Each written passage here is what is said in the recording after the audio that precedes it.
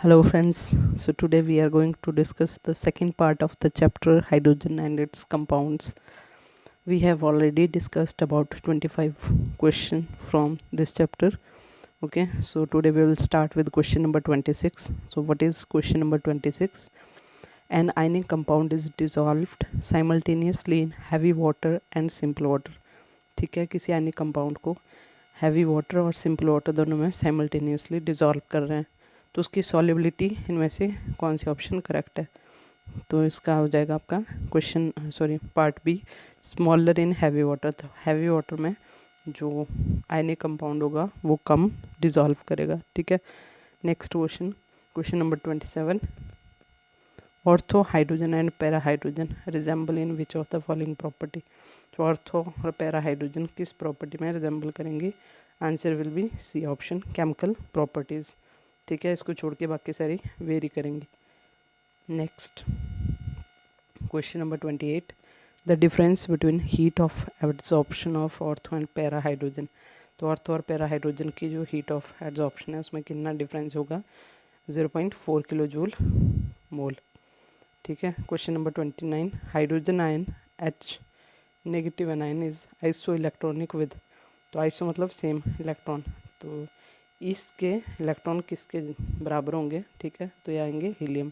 Hydrogen के पास एक electron था, नेगेटिव आ गया है 1, मतलब इसने एक और इलेक्ट्रॉन ले लिया है किससे, जिसका मतलब इसके पास कितने 2 इलेक्ट्रॉन। हमें पता है हीलियम का एटॉमिक नंबर होता है, इसके पास 2 इलेक्ट्रॉन होते हैं।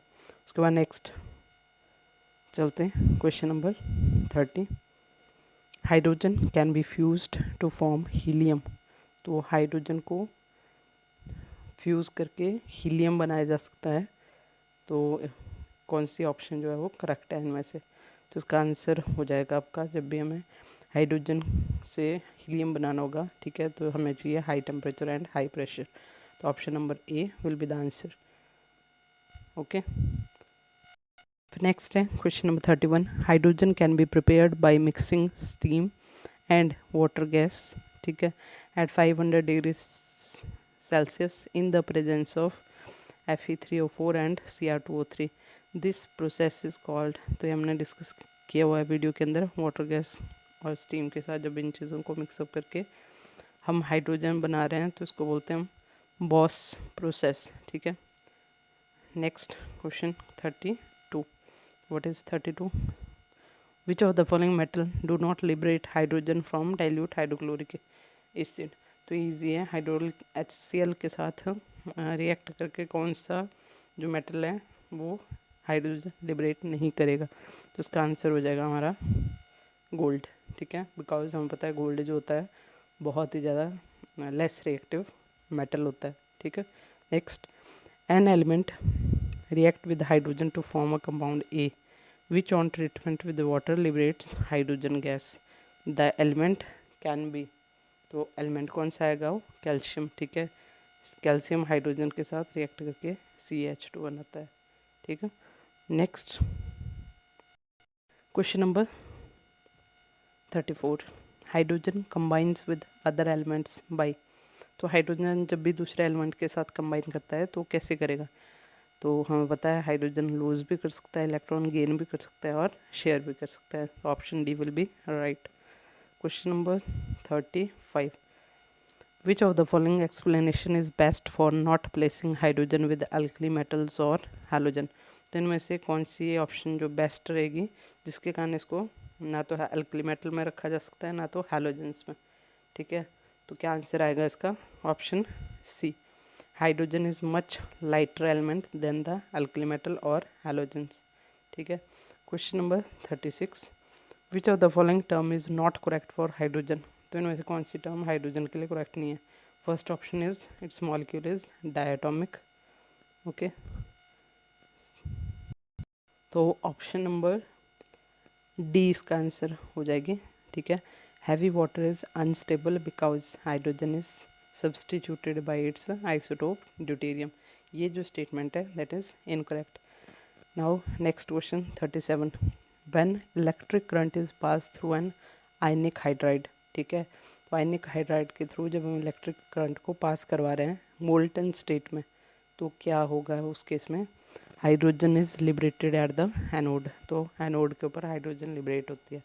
Okay, so next question 38, which of the halogen have maximum affinity for the hydrogen. तो ये हमने पढ़ा हुआ है, हमें पता है फ्लोरीन की सबसे ज़्यादा एफिनिटी होती है हाइड्रोजन के लिए। ठीक है, उसके बाद next question number 39, which of the following statement is most applicable to the hydrogen. तो हाइड्रोजन के लिए इनमें से कौन सी स्टेटमेंट सबसे ज़्यादा एप्लीकेबल होगी। तो 39th का क्वेश्चन का ऑप्शन नंबर सी करेक्ट होगा। हाइड्रोजन रिड्यूसिंग एजेंट भी एक्ट कर सकता है और ऑक्सीडाइजिंग एजेंट भी एक्ट कर सकता है। ओके, क्वेश्चन नंबर 40, हाइड्रोजन क्या होता है, इलेक्ट्रोपॉजिटिव और इलेक्ट्रोनेगेटिव।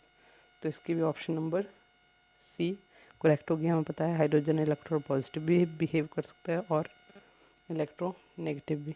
ठीक है, उसके बाद नेक्स्ट आता है question number 41, ionization energy of hydrogen. तो हाइड्रोजन की जो आयनाइजेशन एनर्जी होती है ये क्या होगा इसका, C slightly higher than that of chlorine. तो क्लोरीन से थोड़ी सी ज़्यादा होती है। Next question is 42, hydrogen act as reducing agent and thus resemble. जब हाइड्रोजन रिड्यूसिंग एजेंट एक्ट कर रहा है तो किसको रिप्रेजेंट करता है, अल्कली मेटल को। ठीक है, अल्कली मेटल को। Question number 43, which position for hydrogen explain all it's property. तो कौन सी पोजीशन हाइड्रोजन की सारी प्रॉपर्टीज़ को एक्सप्लेन करता है।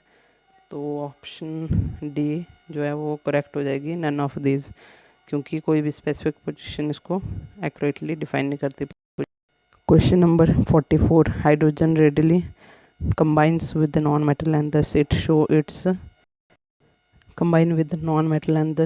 shows its hydrogen readily combine with non-metal and thus it shows। जब भी हाइड्रोजन नॉन मेटल के साथ रिएक्ट कर रही है तो किसकी तरह बिहेव करती है, इलेक्ट्रो पॉजिटिव कैरेक्टर शो कर रही है अपना, और जब मेटल के साथ रिएक्ट करेगी तो ये इलेक्ट्रो नेगेटिव इफेक्ट शो करेगी, कैरेक्टर शो करेगी। Okay, question number 45, the oxidation state shown by hydrogen are. तो ऑक्सीजन हाइड्रोजन जो है +1 भी शो कर सकता है, -1 भी और 0 भी। ठीक है, उसके बाद next, hydrogen readily combine with metal and thus shows. ये मैंने बताया जैसे मेटल के साथ जब ये रिएक्ट कर रही है तो ये इलेक्ट्रोनेगेटिव कैरेक्टर शो करती है, जब नॉन मेटल के साथ रिएक्ट करती है तो ये इलेक्ट्रोपॉजिटिव करती है। तो इस केस में option number B will be the right answer. Question number 47, electrolysis of fused sodium hydride liberate hydrogen at the. तो किसके ऊपर छोड़ते हैं ज़्यादातर, एनोड। तो आंसर क्या आएगा, anode. Then next question, protonic acid is. तो प्रोटोनिक एसिड क्या होता है, a compound that form solvated hydrogen ion in polar solvent. ऐसा कंपाउंड जो किसी पोलर सॉल्वेंट में सॉल्वेटेड हाइड्रोजन, सॉल्वेटेड का मतलब जब भी सॉल्यूट सॉल्वेंट में जाके उसके साथ स्टेबल कॉम्प्लेक्स बनाता है तो उसको बोलते हैं सॉल्वेटेड आयन। ठीक है, तो ये हो जाएगा आपका option number A. In all it's properties hydrogen resemble. तो अपनी सारी प्रॉपर्टीज़ में हाइड्रोजन जो है वो किसको रिजेंबल करता है। तो इसका आंसर हो जाएगा क्या, C, both alkali metal and halogen. आधी प्रॉपर्टी उसकी अल्कली मेटल से मिलती हैं और आधी हैलोजन से, इसलिए दोनों को एक दूसरे के कॉम्प्लीमेंट्री बोल सकते हैं। Next question number 50, hydrogen molecule differ from chlorine molecule in the following respect. तो ये कैसे डिफर करता है इसे, hydrogen molecule can not participate in coordination bond formation, जबकि क्लोरीन कर सकता है। तो हाइड्रोजन कोऑर्डिनेशन बॉन्ड नहीं बनाता जबकि क्लोरीन उसमें इन्वॉल्व होता है। तो ये थे गाइस नेक्स्ट 25 क्वेश्चन। ठीक है, इसके बाद हम नेक्स्ट वीडियो में देखेंगे। So keep learning, stay active, stay safe, bye.